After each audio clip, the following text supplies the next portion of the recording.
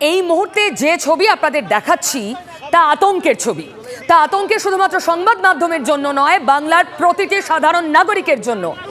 যারা কাজ করতে যাচ্ছেন, যারা খবর করতে যাচ্ছেন, যারা প্রশ্ন করছেন শিবু হাজরাদের আপনারা কি করছেন, তাদেরকে কি এভাবে টুটি টিপে কথা বন্ধ করা হবে? এই প্রশ্ন আজ তুলছে এই ঘটনা। একটু আগে দেখাচ্ছিলাম আমার সহকর্মী সৌরভের ফটো জার্নালিস্ট, আমাদের ক্যামেরা পার্সন, তারা দুজন শিবু হাজরাকে জেরা করতে শিবু হাজরার পাড়ায় ঢুকছিল। শুধু পাড়ায়, তার বাড়িতেও নয়, বাড়ি অবধি যাওয়ার চেষ্টা করছিল। তার পাড়ায় ঢোকার পর যে পরিস্থিতি তৈরি হলো, যে গুন্ডারা এসে আমাদের ক্যামেরা ভেঙে টুকরো টুকরো করে জলে ফেলে দিল, যে গুন্ডারা এরা কার মদতে কিভাবে এত প্রশ্রয় পায়, যারা সৌরভকে মারধর করলো, যারা আমাদের ক্যামেরা পার্সনকে আটকে দিল, কিসের জন্য, কি করতে যাচ্ছিলাম আমরা, কি লোকানো আছে ওই ডেরায়, যা দেখতে পেলে যদি বাংলার সামনে তা প্রকাশিত হয় তাহলে মহা বিপদ।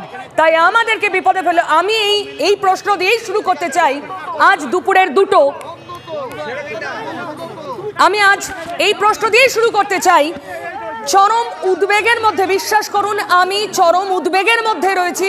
যখন আজ দুপুর দুটোর বিতর্ক শুরু করছি, আমি জানি না আমার সহকর্মী যার সঙ্গে গতকাল পর্যন্ত আমার অফিসে কথা হয়েছে, দেখা হয়েছে, এই মুহূর্তে, ঠিক এই মুহূর্তে দুপুর দুটো বাজতে যায় ঠিক কি অবস্থায় আছে সৌরভ দত্ত আমার সহকর্মী আমি জানি না। কারণ তার সঙ্গে যোগাযোগ করতে পারছি না, কারণ সমস্ত যোগাযোগ ছিন্ন করা হয়েছে। আমরা ক্যামেরায় ছবি তুলছিলাম, ক্যামেরা নিয়ে ঢুকতে চাইছিলাম। আপনারা শুনেছেন এর আগে একাধিকবার কিভাবে তার ক্যামেরা আটকানো, বন্ধ করার হুমকি দেওয়া হয়েছে। ক্যামেরা বন্ধ করুন, ক্যামেরা বন্ধ করুন। চলুন আর একবার দেখুন সৌরভ কিভাবে কাজ করতে গিয়ে কত বড় বাধার মুখে পড়লো। দেখুন আর একবার।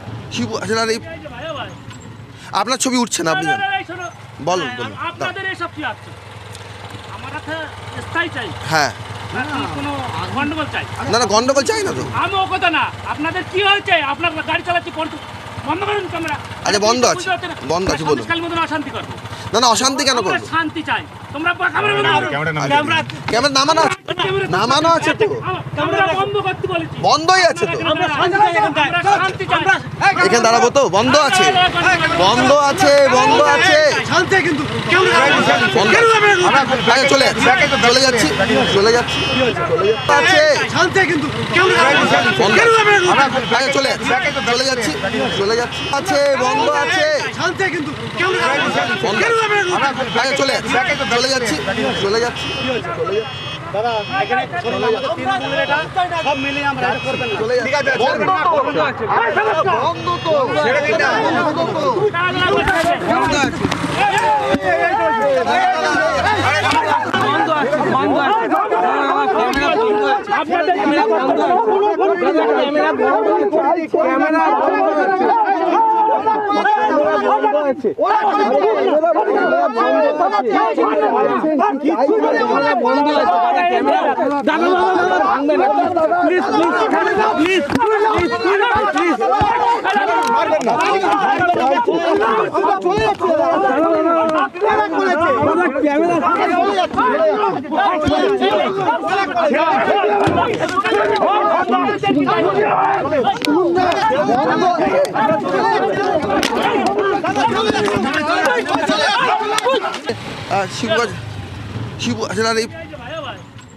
আপনার ছবি উঠছে না। ক্যামেরা তো আমাদের টুকরো টুকরো করে দেওয়া হয়েছে। ক্যামেরার চেয়ে প্রাণের দাম অনেক বেশি। আমি এখনো জানি না সৌরভ ঠিক কি অবস্থায় আছে। বারবার যোগাযোগের চেষ্টা করছি, আমরা যোগাযোগ করতে পারিনি। শুধু একা সৌরভ নয়, তার সঙ্গে আমার আরেক সহকর্মী গৌরব পাল, ফটো জার্নালিস্ট, তারও কোনো যোগাযোগ এখনো অবধি আমাদের সঙ্গে হয়নি। এই ঘটনার পর্যায়ে এক্ষুনি দেখলেন। এত উদ্বেগ নিয়ে কোনো শো আমি এই প্রথম শুরু করছি। এত উদ্বেগ নিয়ে আমি জানি না আমার দুজন সহকর্মী এই মুহূর্তে কেমন আছেন, কেন তাদের এই অবস্থা। তারা তো কাজ করতে গিয়েছিলেন। চলুন এখান থেকে শুরু করি আজকের ডিবেট। কি দোষ করেছে সৌরভ আর গৌরব, সৌরভ দত্ত আর গৌরব পাল, আমার দুজন সহকর্মী যারা সন্দেশখালিতে খবর করতে গিয়েছিলেন? কি দোষ ওদের? অপরাধ কি? কেন আমাদের ক্যামেরা ভাঙা হলো? কেন ক্যামেরা টুকরো টুকরো করে জলে ভাসানো হলো? কেন আমাদের আটকানো হলো? কে উত্তর দেবে? এই মুহূর্তে আমার সঙ্গে রয়েছেন দুপুরের বিতর্কে শতরূপ ঘোষ, আমার সঙ্গে রয়েছেন ঝন্টু বারাইক, আমার সঙ্গে রয়েছেন অভ্র সেন। এছাড়াও বাইরে থেকে আমার সঙ্গে রয়েছেন আইনজীবী নীল বসু রয়েছেন এবং অরিন্দম আচার্য রয়েছেন আমার সঙ্গে।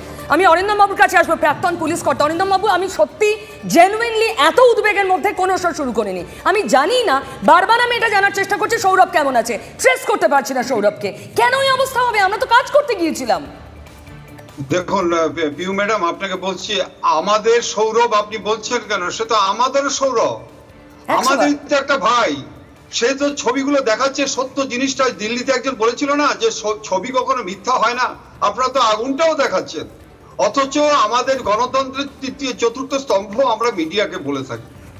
আজকে আপনারা যে আলোচনা করছেন, আপনি বলুন তো দেখি যে কি নিয়ে আলোচনা আমরা করব? সর্বত্র এই জিনিস হচ্ছে, মিডিয়া আজকে আক্রান্ত হচ্ছে।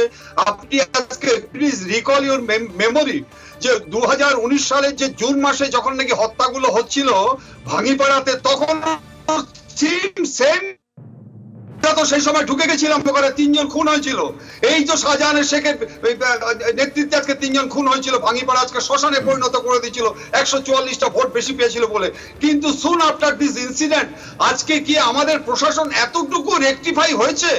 এতটুকু আপনি আমাকে বলুন। আজকে একটা মেয়ে বলছে যে পুলিশ, স্থানীয় পুলিশ তো হচ্ছে গিয়ে শাহজাহান এবং শিবু এদের তো হচ্ছে লেঠেল বাহিনী। মেয়েরা বলছে চিৎকার করে। আপনি কি বলছেন? আমি আপনাকে একটা শেষ কথা বলছি, দেখুন, একটা মনে কিছু করবেন না। আমাদের আজকে পাকিস্তানকে বলা হয় কি? পাকিস্তানকে বলা হয় যে সন্ত্রাস ঘরে আতুর ঘর। আপনি আমাকে বলুন তো ম্যাডাম, আপনি আমাকে শুধু এই উত্তরটা দিন। পাকিস্তানে গতকালকে একটা ইলেকশন হয়েছিল, জনসংখ্যা 20 কোটির বেশি, আয়তন হচ্ছে 9 লক্ষ স্কয়ার কিলোমিটার। আর আমাদের ওয়েস্ট বেঙ্গলের জনসংখ্যা 9 কোটি, দেখুন হাফেরও কম। আয়তন হচ্ছে গিয়ে 89,000 স্কয়ার কিলোমিটার। ইলেকশনে গত 23 যেটা পঞ্চায়েত হলো 56 জন মানুষের মৃত্যু। পাকিস্তানে মাত্র 9 জনের মৃত্যু একটা ইলেকশনে। কোন লজ্জায় আপনারা কথা বলছেন? কারা কথা বলছে আজকে? পাকিস্তান, এটাই তো প্রশ্ন অরিন্দম বাবু, এটাই তো প্রশ্ন। এই যে আমি দেখাবো যারা ক্যামেরা ভেঙেছেন আমাদের, যারা আমাদেরকে কাজ করতে আটকেছেন, যাদের জন্য এখনো আমার 2 সহকর্মীর সঙ্গে আমি যোগাযোগ করতে পারছি না। আমরা এন্টায়ার অফিস চেষ্টা করে যাচ্ছি কেমন আছে সৌরভ, কেমন আছে গৌরব জানার জন্য, জানতে পারছি না। তাদের কে প্রশ্রয় দেয়? কি করে এত সাহস তাদের হয়? কিভাবে হয় তাদের এত স্পর্ধা? কারা দেয় এত স্পর্ধা? নীল বসু, আপনি বলতে পারবেন?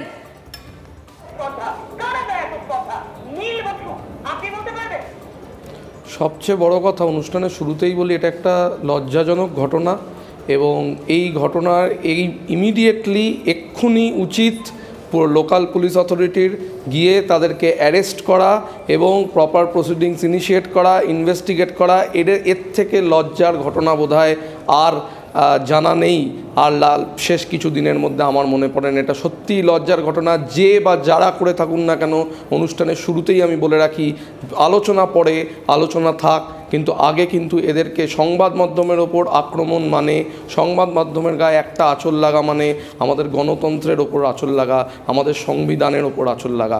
তাই আমি শুরুতেই বলছি, দলমত নির্বিশেষে যে বা যারা এটা করে থাকুন না কেন, ইমিডিয়েটলি অ্যারেস্ট হওয়া উচিত এবং যাতে আইনানুগ ব্যবস্থা না হয় তাদের বিরুদ্ধে, সেটার দিকেই প্রশাসনের এক্ষুনি তৎপর হয়ে কাজ করা উচিত। এবং প্রশাসন তৎপর বলে আপনার মনে হয়?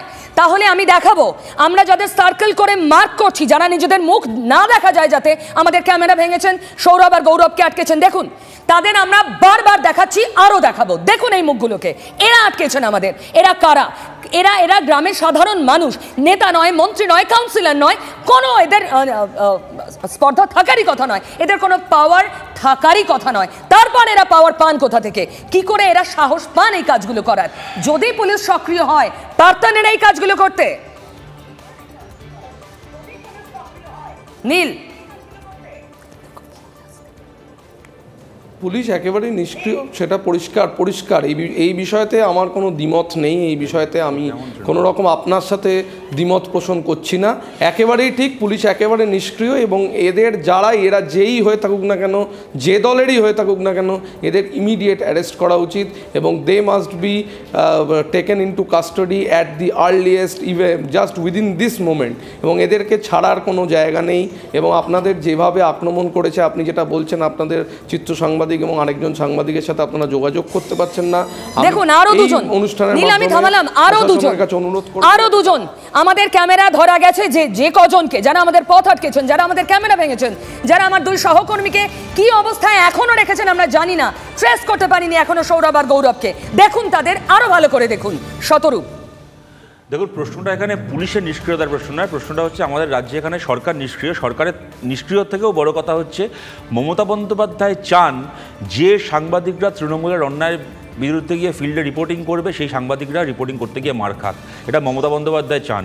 মমতা বন্দ্যোপাধ্যায় চান আমাদের বাংলার যে চ্যানেল বা যে খবরের কাগজ সরকারি বিজ্ঞাপনের লোভে সরকারের কাছে এখন অবধি সারেন্ডার করেনি, তাদের সাংবাদিকরা রাস্তাঘাটে মার খাক, যাতে তাদের কর্তৃপক্ষ সারেন্ডার করতে বাধ্য হয়। কথাটা আমি আজকে বলতাম না যদি এটা একটা স্ট্রে ঘটনা হতো।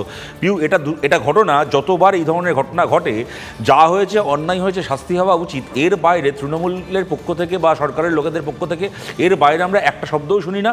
এবং এটাও ঘটনা, তোমরাও খুব ভালো করে জানো, একটা ক্ষেত্রেও এই শাস্তি হয় না। আজ থেকে কয়েকদিন আগে সন্দেশখালীতে রিপোর্টিং করতে গিয়ে, এই সন্দেশখালী বলছি তার কয়েকদিন আগে, হ্যাঁ সন্দেশখালীতেই, যখন ওই যেদিন সিআরপিকে মারধর করা হলো, সেই দিনও একাধিক চ্যানেলের সাংবাদিক এরকমভাবেই মার খেয়েছিলেন। তখনও আমরা এই কথাগুলোই শুনেছিলাম যে যা হয়েছে অন্যায় হয়েছে, আমরা ব্যবস্থা নেব। তোমরা আমার থেকে ভালো করে তোমরা জানো, এই যে বিভাস বলে লোকটা বীরভূমে, যখন ওর ওখানে TV9-এর সাংবাদিকই তাকে প্রশ্ন করতে গেছিল, যখন তার বাড়িতে সিবিআই ইডি রেড হচ্ছে, বিভাসের লোকেরা তাদেরকে একটা আশ্রমের মধ্যে আটকে রেখে TV9-এর সাংবাদিকদেরকে সুজয় মার খেয়েছিল।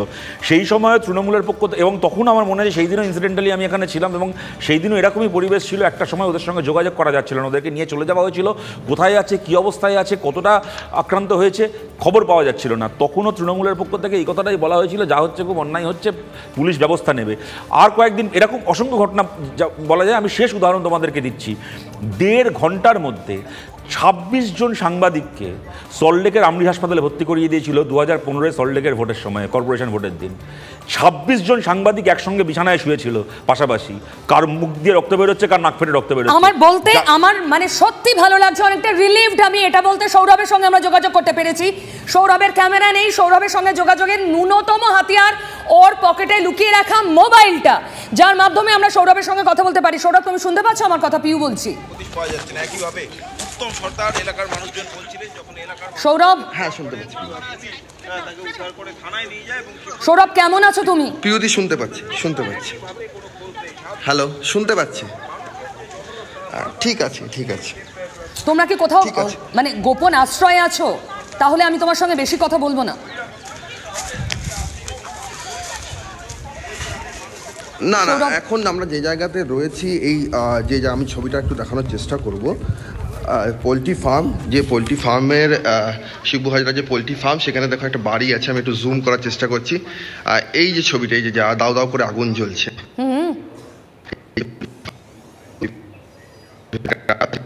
আগুন লাগিয়ে বাগান বাড়ি রয়েছে, সবজি ক্ষেত রয়েছে, সোলার প্যানেল রয়েছে। এই ছবি আমাদের কাছে রয়েছে, এই ছবি আমাদের কাছে পুরনো রয়েছে। আমরা প্রথম যে শিবু হাজরা যে বিরাট জেরিয়াখালীর যে ফার্ম হাউস আমরা যে পড়েছিলাম স্টোরি, সেটার মধ্যে এই ছবিটা রয়েছে। তো সেইখানেই আমরা এখন এখানে এসেছি। এবং এখানে আসার পর আমরা আজকে খবর পাই, আমরা সন্দেশখালীতে ছিলাম, সন্দেশখালীতে থাকালে আমরা খবর পাই যে জেরিয়াখালীতে মানুষ সন্দেশখালীর ধাঁচে সেখানে শিবু হাজরার যে বাগান বাড়ি পোলট্রি ফার্মে ভাঙচুর করছে, এবং যে বাড়ি, সেই বাড়িতে কিন্তু আগুন লাগিয়ে দিয়েছে। আমরা সেই ছবি দেখানোর জন্য, সেই খবর করার জন্য, যে আমাদের একটাই উদ্দেশ্য ছিল যে খবরটা হচ্ছে যে অগ্নিসংযোগ হয়েছে, অগ্নিসংযোগের ঘটনা, সেটা কত বড় ঘটনা সেটা দেখানোর জন্য। আমরা যখন সেই বাগান বাড়ির পাশ দিয়ে যাচ্ছিলাম, যেটা আমরা তখন লাইভেও ছিলাম, সেই সময় আমরা দেখি যে হঠাৎ করে কয়েকজন বাইক বাহিনী আসে, এবং বাইক বাহিনী আসার পর তারা আমরা যে টোটোতে ছিলাম সেই টোটোতে তারা পথ আটকায়, এবং পথ আটকানোর পর তারা বলে যে আপনারা এখানে কেন এসেছেন, কি করতে চাইছেন? আমরা সঙ্গে সঙ্গে তারা বলি যে আমরা কিচ্ছু করতে চাইছি না, আমরা এই ঘটনাটা শুনে পর খবর করে, যেটা আমাদের কাজ, সেই জন্য আমরা এসেছিলাম। আপনারা যদি চাইছেন না যে খবর হবে না, আমরা দেখাবো না কিছু, আমরা ক্যামেরা খুলিও নি, ক্যামেরা বন্ধ করে দিয়েছিলাম। কিন্তু তারা কিন্তু কোনো কথাই শুনতে চাননি। তারা আমাদেরকে প্রথমে ধরে তারা এলোপাথারি মারধর করতে শুরু করেন, ঘুষি মারতে শুরু করেন, এবং ঘুষি মারার পর একের পর এক ঘুষি মারার পর তাদের একটাই লক্ষ্য, একটাই বক্তব্য ছিল। তাদের একজন বলছিলেন যে আপনারা কেন এসেছেন, এটা সন্দেশখালীর মতো কেন অশান্ত তৈরি করতে চাইছেন? আমরা অশান্তি তো চাইছি না, এখানে আমরা মানুষ শান্তি চাইছি, সন্দেশখালীর মতো অশান্ত হয়ে যাক। আমাদেরও মনে হয়েছিল যে ওই ব্যক্তি অনেক যুক্তিকার্য কথা বলছেন, যে এই ধরনের খবর পেলে অশান্তি ছড়িয়ে পড়তে পারে। তাহলে আমরা সেই মুহূর্তে বলি ঠিক আছে, আপনারা যখন চাইছেন না, হবে না, আপনারা যাচাই করে নিন। একটাও কোনো ক্যামেরা চলছে না, কোথাও কোনো খবর দেখানো হচ্ছে না। কিন্তু তারা কোনো কথাই শুনতে চাননি। তাদের যারা ছিলেন প্রায় 6-8 জনের মতো, তারা কিন্তু এলোপাথারি মারধর শুরু করেন, মুখ ঢেকে তারা মারধর করতে শুরু করেন। তার মধ্যে সাদা টি শার্ট পরে একজন রয়েছে, আমি জানি না তার ছবি আমাদের সেই সময় ক্যামেরায় এসছে কিনা। আর তিনি সবচেয়ে বেশি আক্রমণাত্মক ছিলেন। এবং আরেকজন ব্যক্তি একটু বয়স্ক, নীল রঙের জ্যাকেট পরেছিলেন, চশমা পরে, তিনিও বেশ আক্রমণাত্মক ছিলেন। এই দুজন মূলত, এবং এরাই কিন্তু এসে পড়ে তারা সংবাদ মাধ্যমের যে আমাদের যে ক্যামেরা, সেই ক্যামেরাগুলোকে প্রথমে ভাঙচুর করেন, ভাঙচুর করবেন, ভাঙচুর করার লক্ষ্যেই ভাঙচুর করেন একদম। তাদেরকে যদি বলা হয় ক্যামেরা বন্ধ করে দেওয়া হচ্ছে, আমরা ব্যাক করে যাচ্ছি, আমরা ফিরে যাচ্ছি, কিন্তু তা সত্ত্বেও তারা সেই সব কিছুই শুনতে চাননি। তারা সেই সব কোনো কথাই শুনতে চাননি। এবং সেই সব কথা যখন তারা শুনতে চাননি, যখন আমরা বুঝতে পারছি তারা শুনতে চান, আমরা তখন বলি যে আমরা চলে যাচ্ছি, আমাদেরকে ছেড়ে দিন, আমরা চলে যাচ্ছি, কোনো দরকার নেই, কোনো এখান থেকে কোনো রকম কভারেজ কিচ্ছু হবে না। তারা সেই সময় গৌরব ছিল আমার সহকর্মী, গৌরবের কাছ থেকে গৌরবকে মারধর করা হয়, ছোট থেকে নামিয়ে আমাকে একটা সাইডে। সৌরভ, মানে আমার সত্যি খুব খারাপ লাগছে কাজ করতে গিয়ে এই অবস্থা। 8-10 জনের বাইক বাহিনী ছিল, 8-10 জনের বাইক বাহিনী ছিল। তোমরা ঠিক আছো তো সৌরভ? তুমি, গৌরব দুজনেই? হ্যাঁ, আমরা ঠিক আছি, আমরা ঠিক আছি এই মুহূর্তে।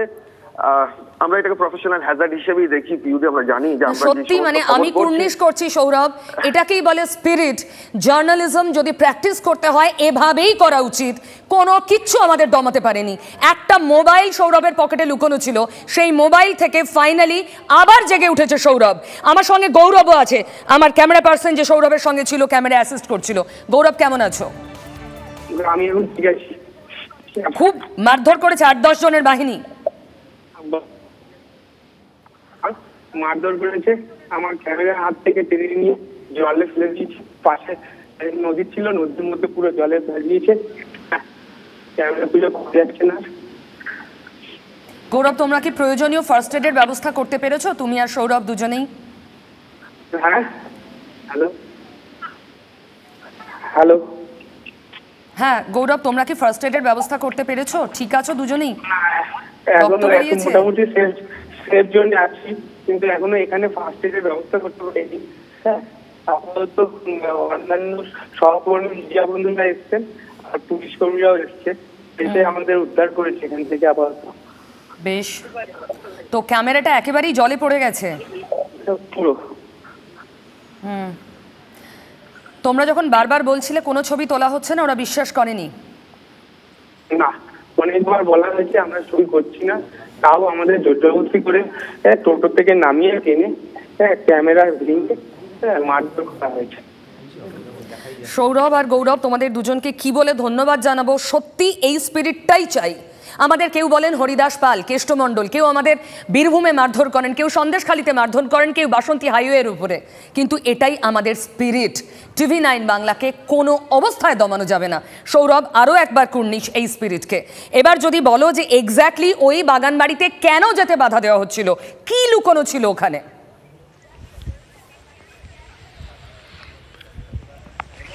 পিউদি, দেখো জেলাইয়াখালীর যে এই যে বাগান বাড়িটা, এই যে বসত বাড়িটা, এটা আমরা আগেও এসেছিলাম এই বসত বাড়িতে। তারপরে আমরা শিবু হাজরা সাক্ষাৎকার নিয়েছিলাম। শিবু হাজরা জানিয়েছিলেন যে এটা তার বসত বাড়ি, এখানে তার বাড়ি আছে, একটি মা থাকেন, এবং তার পাশে যে জমিটি তিনি ব্যবসায়ী এবং ব্যবসাদার হিসেবে এই সম্পত্তিটি তিনি তৈরি করেছেন। এটা সুবিশাল বাগান বাড়ি।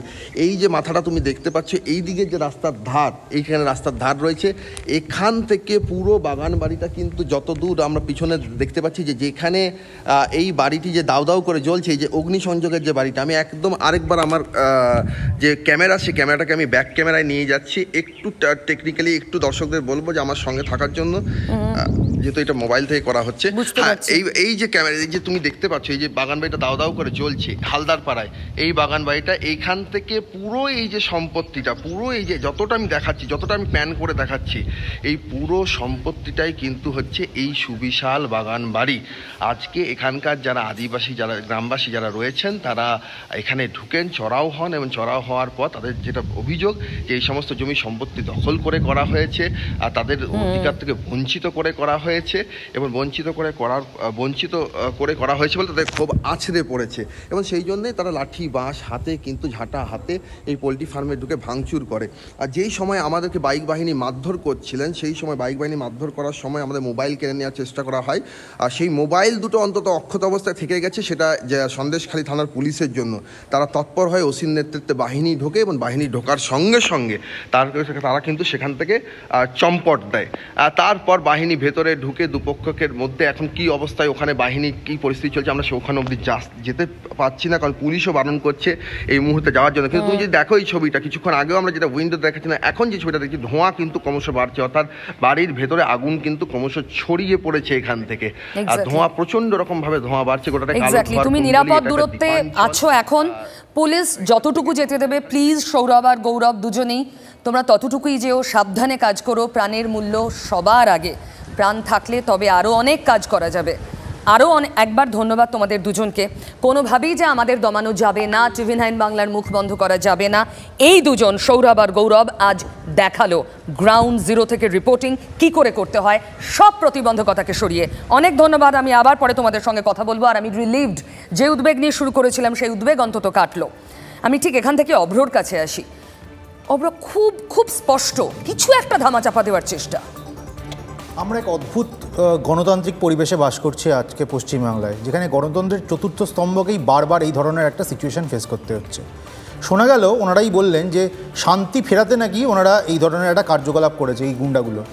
ভাবুন তৃণমূল ছাপ শান্তিটা কীরমভাবে আসে? সাংবাদিকরা যখন তাদের কর্তব্য পালন করার জন্য কোনো খবর পরিবেশন করতে যাবেন তাদেরকে ধরে পেটানো হবে, ঘিরে ধরে তাদেরকে এরমভাবে নিগ্রহ করা হবে, ক্যামেরা ভেঙে দেওয়া হবে, তারা প্রাণের ঝুঁকি নিয়ে কাজ করবেন। এটা নাকি তৃণমূলের শান্তির নিদর্শন। এরকম সাংবাদিকদের পিটিয়ে যদি শান্তি আসে, বোধহয় আমাদের বাংলা শান্ত নেই। আরেকটা জিনিস যেটা খুবই চিন্তা, এদের লাইসেন্স দিচ্ছে কে শান্তি ফেরানোর? এক্স্যাক্টলি, আমি ওই পয়েন্টেই আসছি দিদি। মমতা বন্দ্যোপাধ্যায় আমাদের রাজ্যের মুখ্যমন্ত্রী তথা পুলিশ মন্ত্রী, ওনার প্রত্যক্ষ সমর্থন বা প্রশ্রয় না থাকলে এই ধরনের 5 পয়সার ফুটো মস্তানগুলো সাহস পায় কী করে এইভাবে নিগ্রহ করার? একবার নয়, বারংবার জায়গায় জায়গায় বারংবার সন্দেশকারীদের দীর্ঘ 1 মাস ধরে এই সিচুয়েশন চলছে। আমাদের রাজ্যের মন্ত্রীরা বলছে ওটা নাকি উপদ্রুত এলাকা। তাহলে রাজ্য প্রশাসন করছে নাকি? আইদার ব্যর্থ বা এই জিনিসটাকে প্রশ্রয় দিচ্ছে। আর কতদিন ওখানে না আছে শান্তি, না আছে শৃঙ্খলা, আর পুলিশ বাহিনী ঢুকেছে মানে? যখন এই ঘটনাটা ঘটলো, মারধর খেয়ে গেল সাংবাদিকরা, আরো তো খারাপ কিছু হতে পারতো, তাদের প্রাণ চলে যেতে পারতো। তারপরে ওখানে দৌড়াতে দৌড়াতে গিয়ে কি হবে? আগে এরা পৌঁছয়, যাদের আমরা মার করে দেখাচ্ছি। এক্স্যাক্টলি, তারা পুলিশ করছে নাকি? এরা আগে তো জানে এটা স্পর্শকাতর এরিয়া, পুলিশ কি ললিপপই চুষবে? এটা বোঝা গেল, যেটা পুলিশও যেটা গেছে ওখানে, পুলিশ কিন্তু সাংবাদিকদেরকে বাঁচাতে যায়নি, কেননা পুলিশ মানে যা শুনে মনে হলো যাওয়ার পথে দেখেছে কিছু সাংবাদিক নিগৃহীত হচ্ছে, তখনও যারা নিগ্রহ করছে তাদের গ্রেপ্তার করেনি, তাদের হাত থেকে ছাড়িয়েছে। পুলিশ ওখানে যাচ্ছিল কেন? এই যে তৃণমূল নেতাদের পাপের সাম্রাজ্য, এখন মানুষ আগুন লাগাচ্ছে, ওই আগুনটাকে নেভাতে গেছিল যে পুলিশের মদতে এরা পাপের সাম্রাজ্য তৈরি করেছে, তাতে এখন জনগণ চড়াও হচ্ছে। জনগণের হাত থেকে এদের এই শিবু হাজরা হতে পারে, কি এই শাহজাহান হতে পারে, এদের এই চোরাই মালকে বাঁচানোর জন্য ওখানে পুলিশ পাহারাদারি করতে যাচ্ছে। মানে পথে পড়ে গেছে একটা ইনসিডেন্ট। আমি পিউ প্রথমেই বলি, এই সন্দেশখালীটা কিন্তু একটা সন্দেশখালী নয়, স্টেট উইথিন স্টেট। এই সন্দেশখালীগুলো পশ্চিমবঙ্গের সর্বত্র আছে। এই শেখ শাহজাহান নয়, এরা একটা কমিউনিটি, যে কমিউনিটির সন্ত্রাসের উপরে মমতা ব্যানার্জিরা কলকাতায় পাওয়ারটাকে এনজয় করে। মাথা রাখবে পাওয়ারটাকে। পুলিশ বিদ্যায় একটা কথা প্রচলিত আছে, সিআরপিসি, আইপিসি এবং পুলিশের ইন্টেনশন, এই তিনটে নাকি একটা আইন ব্যবস্থাটাকে কায়েম করে রাখে। আমরা কারো কথা বলছি না। গতকাল তোমার এই চ্যানেলে কিছু মহিলা বলছিলেন এখানে আইনের শাসন নেই, কেউ কেউ বলছিল হ্যাঁ থানা অবধি যাই, থানার পুলিশ বলে শাহজাহানের কাছে যেতে, শাহজাহান বলে শিবু হাজরার কাছে যেতে। অর্থাৎ এই নেক্সাসটা কিন্তু শাহজাহানরা বা পুলিশ করেনি, এটা উপরের কর্তারা এটা খোলা ছাড় দিয়েছে বলে আজকে ডেলিভারিতে এটা হচ্ছে। তা না হলে ফাইনাল রিপোর্ট FRT জমা পড়ার পরও 3 বছর আগে শাহজাহানের নাম সেখানে ছিল না, আজকে পরিস্থিতি আসতো না পিউ। এই মানুষগুলো যখন দেওয়ালে পিঠ থেকে গেছে, মানুষগুলো দেখছে যে দল, পুলিশ, প্রশাসন কার্যত একটা জায়গায় গিয়ে এগুলোকে এন্ডোর্স করছে দিনের পর দিন। একটা আদিবাসী ল্যান্ড অ্যাক্ট থাকার পরেও কি করে তাদের জমি দখল হয়? রাষ্ট্র কোথায়? রাষ্ট্র তো তাদের শিডিউল দিয়েছে, শিডিউল কাস্ট, শিডিউল ট্রাইব, এই শিডিউলটাকে ভায়োলেট যখন করছে এখানে আইন নিজের আইন চলে, লোকাল লিডারের আইন চলে, যা নিয়ে কারোর মাথা ব্যথা নেই। যারা উপরে বসে আছেন তারা চলতে দেন সেই আইন, তাই এটা হয়। শুভেন্দু অধিকারী কি বলেছেন এই ঘটনায় শুনুন। অনভিপ্রেত, আর দ্বিতীয়ত হচ্ছে ললেস অবস্থা হলে যা হয় তাই হচ্ছে। আর গ্রামবাসীদের পুঞ্জীবিত যে ক্ষোভ, সেই ক্ষোভের বহিঃপ্রকাশ হচ্ছে। দীর্ঘদিন ধরে 12-13 বছরের অত্যাচারের আজকে মানুষ জনরোষটাকে হচ্ছে। তৃণমূলের নেতা মন্ত্রী শোভনদেব চট্টোপাধ্যায়রা বলেছিল যে স্বতঃস্ফূর্ত জনরোষ হয়েছে ইডির বিরুদ্ধে। ওই দিন চাচিরা করছিল, এখন যা করছে কাকিরা করছে। দেখুন, আমার না খুব মহুয়া মৈত্রের কথা মনে পড়ছে, দুপয়সার সাংবাদিক বলেছিলেন। আমার কেষ্টমণ্ডলের কথা মনে পড়ছে, TV9 বাংলা সাংবাদিককে হরিদাস পাল বলেছিলেন। আর এই যে ফুটো মস্তানরা ঘুরে বেড়াচ্ছেন বাংলার গায়ে গঞ্জে, তারা সাংবাদিকের ওপর হাত তুলছেন। এরা প্রত্যেকে শুনে রাখুন, আমরা দমার নই, দমব না। TV9 বাংলার কভারেজ ননস্টপ চলছে, চলবে, সবাই শুনে রাখুন।